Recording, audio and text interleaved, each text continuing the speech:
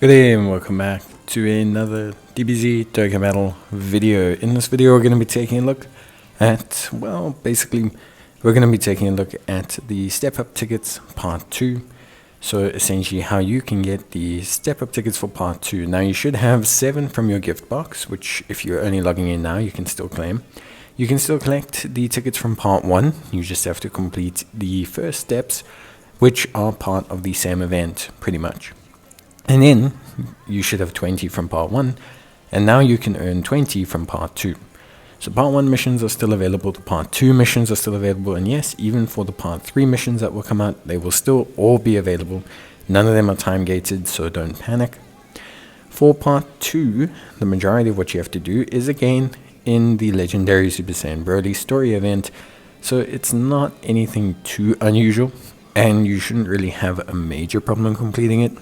However, you will have to complete the special challenge event, which gives you these special crystals, and this is available just under the Broly event, so you shouldn't really miss it. Now, in terms of the missions, they're very simple. They largely require you to raise the super attack level and max out the hidden potential system and Dokkan awaken the trunks that you can now receive from the Broly event. Broly's event's been updated and given as stage 4 and 5, and with that, you have the ability to get this new int free-to-play Trunks, who's a very, very interesting character. We'll take a look at him in another video. But basically, these two events here, the Natade Village and the Broly event, are the ones you're going to have to do.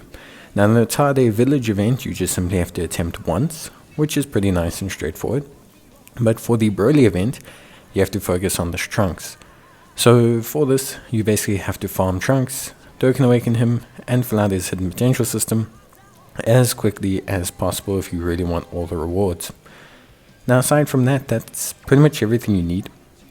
Honestly, nothing too crazy. For the most part, I think most players shouldn't really have a huge problem with this.